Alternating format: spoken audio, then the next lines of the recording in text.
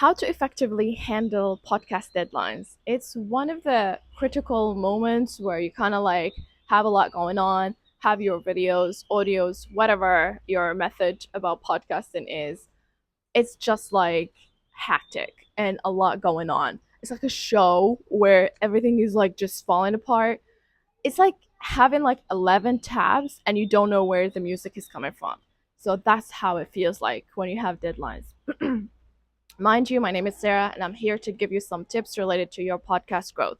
I actually do this for full time, and I love podcasting, and I spent like 7 years doing this. So watch till the end. You're gonna have like some great tips. The first thing you wanna focus on is like what is your schedule.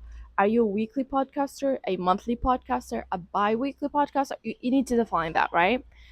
And once you define that, let's say you are a weekly podcaster and you drop one episode per week. So that requires like some work that needs to be done at least 10 days, you know, ahead of like the release in time.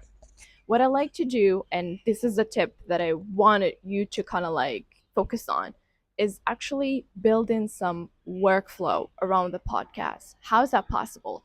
Pretty much what you have to do is like setting up, a system where you can um track everything that you're doing for the podcast, right?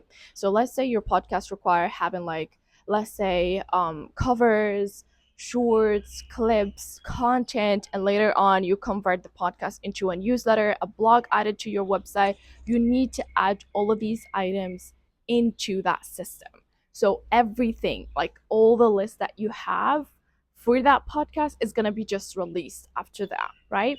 So these are the items required. After that, what you have to do is like if you have a team, then kind of like add them all to that system, kind of like show them like what you need and set dates for that. What we want to do, because pretty much the recording and the content is based on you as a podcast host, right? So at least prepare something called like a bank of content.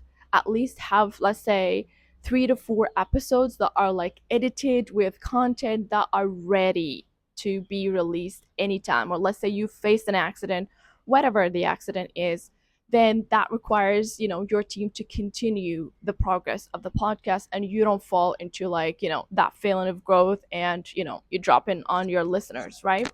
So the first thing after that is pretty much adding your team to that system, making sure that they are aware of like the deadlines that you're setting there, right? You are going to start with setting them, because once you do that, it becomes like a habit for your team as well to understand, oh, this is the pattern that we are following in terms of like distributing this episode, right?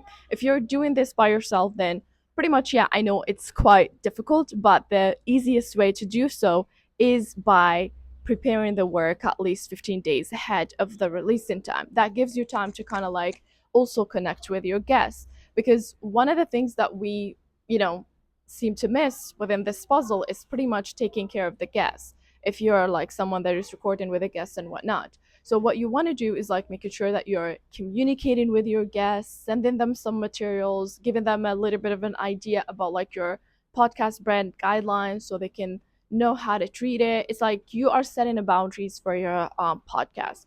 So that's pretty much what you have to do in order for you to respect the deadline, is pretty much prepare in advance, right?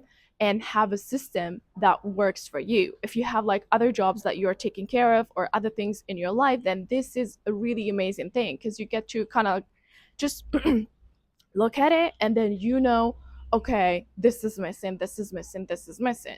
Not in a fact that, okay, I'm going to distribute this episode and you don't know where's everything, right? So the system has to have like this idea of like a place to access as well, where you actually go to immediately and doesn't require a lot of time. And so yeah, that's pretty much about this one. I'll make sure to answer more questions to help you and guide you and give you more tips. If you like this video, give it a thumbs up and comment your ideas. Maybe I forget some. I don't know. I'm just giving like my first thoughts about everything.